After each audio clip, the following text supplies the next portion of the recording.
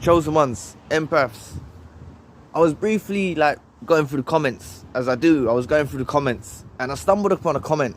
Can't remember the name, but they said something, and there was like a thread, you know, so it was like a thread of other people adding in their input and stuff. And it said, "I would hoover me."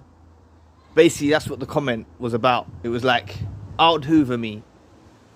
You see what I mean? And I thought that was a very good way of looking at the situation. They've looked at it from an exterior point of view. They've looked at it, they've analysed it, and they've said, "I would hoover me." And they've come to the understanding of and reason of why the narcissist hoovers us even after such a long period of time.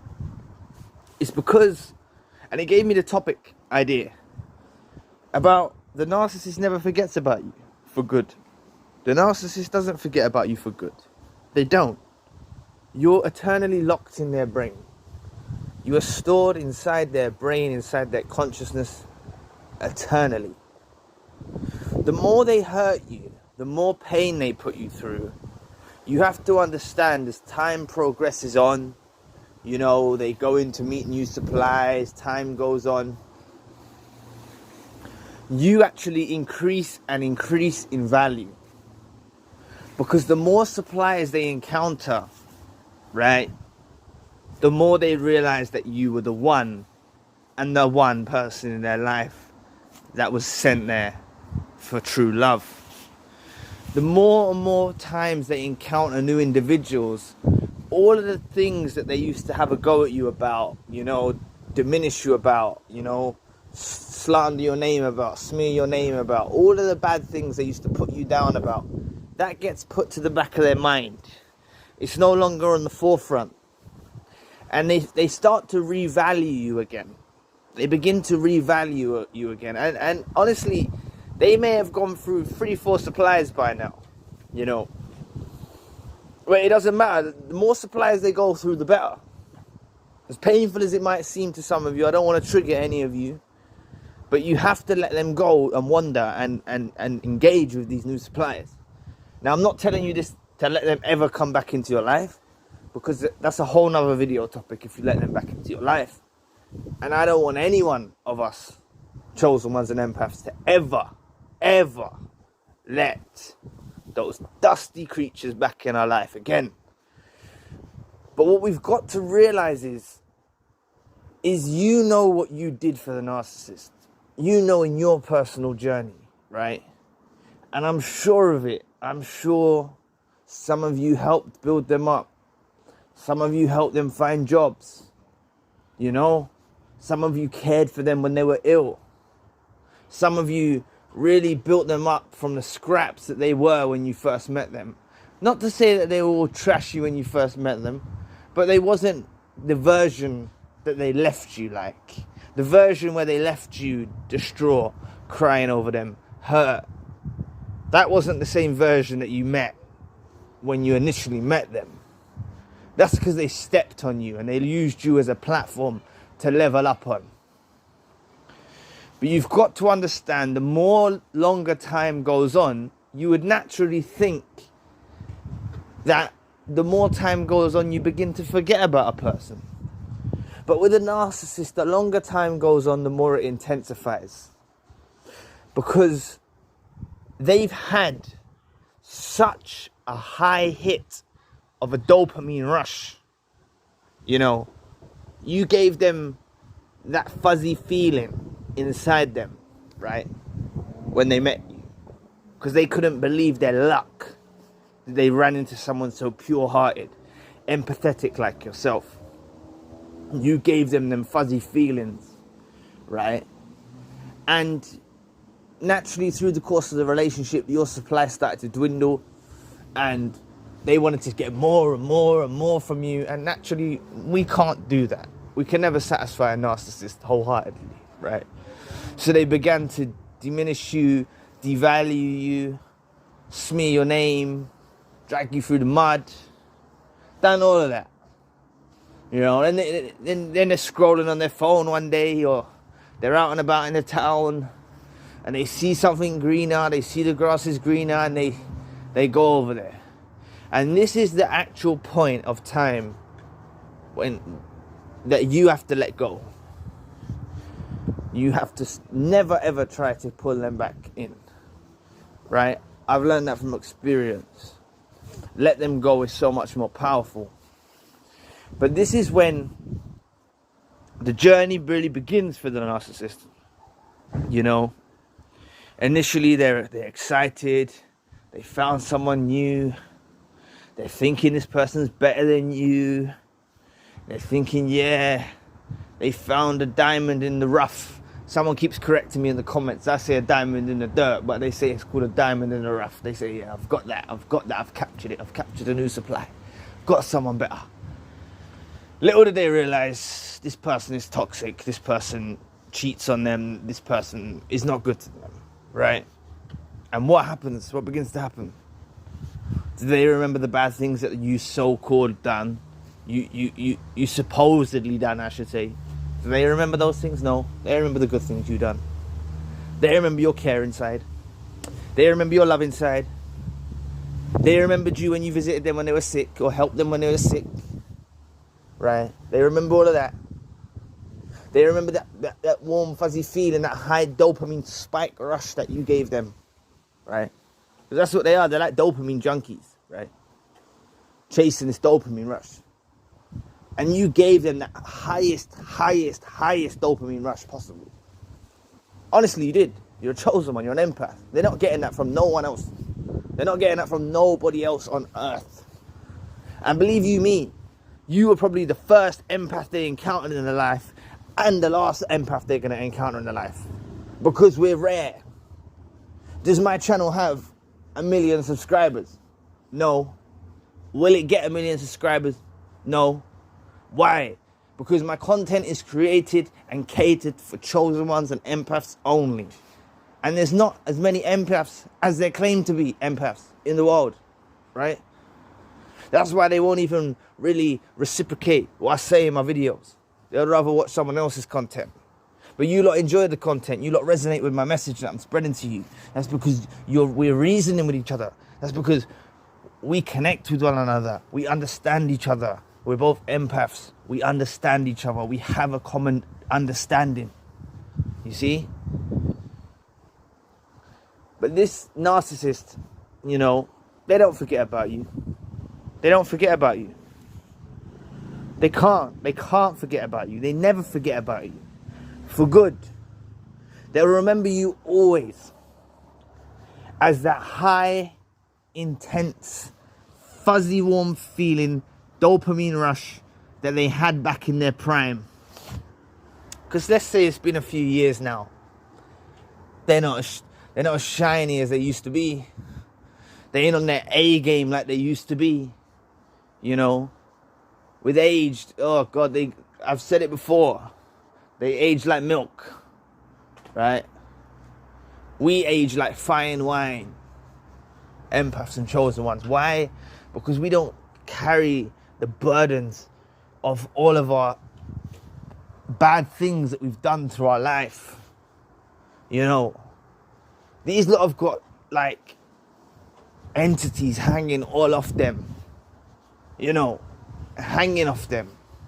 Demons hanging off them, weighing them down. Everywhere they go, they're dragging these demons around with them. Dark energy, whatever you want to call it. They're harboring dark spirits. That's what they are. So they age like milk, you know. But through our age, we grow wiser. We age like fine wine, you know. We grow in age gracefully, right? And this is why I've seen in the comment section, people have got hoovers after decades. I thought me getting a hoover after 4 years was long. I've read people getting hoovers after decades in the comments. I read every single one of the comments. I try to respond as soon as possible when I can. Try to get around to it as soon as possible, right? Try to read and respond to at least every comment, right? I try to. Apart from the narcissist, when I see there's a narcissist in there. But actually, I still respond to them anyway. Try to respond to every comment. But I just want you to know, right? Like, you've got to look at it, right? going back to what that person said, that commenter, I don't know if they're subscribed to the channel, I'm not sure, but it was a very good point they made, and it you know, it made me smile. Like they said, I would hoover myself, and that's them being empathetic, you know, that's them actually coming out of their body, empathizing, looking from the viewpoint of the narcissist. Is very complex what they've done there, and they've analyzed the situation. They said, yeah, damn right, I would hoover myself. So I want you lot to think about that. Think about what that person wrote in that comment. Give thanks, give praise to that person for that comment, because it's inspired this video. And I hope God brings mercy on them, or whoever they worship, however they worship, whatever their means of worship is. You know, I hope, you know, they're bestowed in abundance of blessings, you know, for actually sharing that with us. Because they didn't need to share that with us. They didn't need to share that knowledge with us. But it's a helpful tool.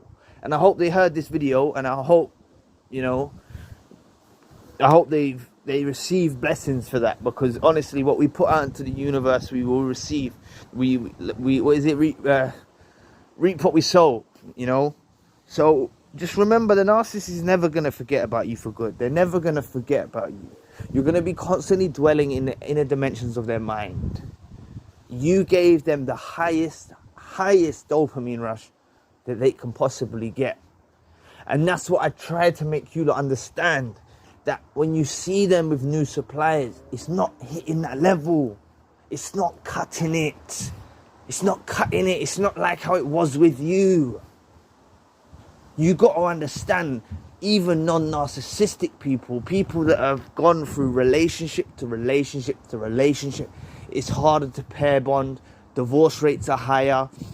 You've got to understand that if a narcissist is running through suppliers after suppliers after suppliers, that's not going to hurt my feelings. That's only harming themselves. That's only harming them. I'm not going to get wound up about it. You can check back from my content. I've been speaking the same theme throughout the content of my videos about letting them go with suppliers. The supply is never going to equate to what we are. The new supply is never going to match to us. They're no comparison to us. We're in another league. You know what I'm saying? I said in the video yesterday, you know what I'm saying? Like, we're Coca-Cola. They're store brand cola. Like, English, we got the English Premier League. That's like the top league football. Right? And then the bottom league football, soccer, if you're in America, soccer, right? Our top soccer team, top soccer league is Premier League, yeah? Premier League, yeah? These lot are running off with suppliers that is in the conference, that are like semi-pro. They're not even fully professional. This is what they're running off with. And they're trying to glorify these supplies to us. And then some of us are sitting there like, because we're so in our feelings, and we're going, oh no, they're with the new supply. What are they doing with the new supply? Listen, they're with some semi-pro. We're the professionals at this game. We're the professionals at this shit. You know what I'm saying? They've gone off with some semi-pro. I'm just using analogies here, but I hope it paints a picture. You know. They've downgraded. They've downgraded. So this is why they're not going to get the intense dopamine rush that they once got with you. They're never going to get it. Why do you think so many of us get these hoovers after such long periods of time? Because the narcissist has finally bottled it up and said, you know what, I need to actually confront them, and I need to try and get them back to finish them off. They want to finish us off, no doubt. I know that. I don't think they want to come back to destroy us. They know we've recharged. They know we've re-energized. I know that. But they still want us back. They still want to get back into our lives. They still want to infiltrate our lives. So leave them with their store brand cola. You know. That's another analogy. You know what I'm saying? We're like champagne. They're off with some sparkling wine. Not even sparkling wine. Sparkling wine is actually too good for their supplier to be even classed as. Maybe a house wine. I'm just trying to give some examples and paint a picture in your mind. You know. They're dusty. and they're settled with another Dusty. And they're out there with their Dusties, having probably a Dusty wedding. And, oh, God forbid they have children. You know, that's a whole nother video topic, because it's a shame on the children. These narcissists actually go off and have children with new supplies just for the sake of it, to hurt their ex. And it's a sad, real sad case, you know.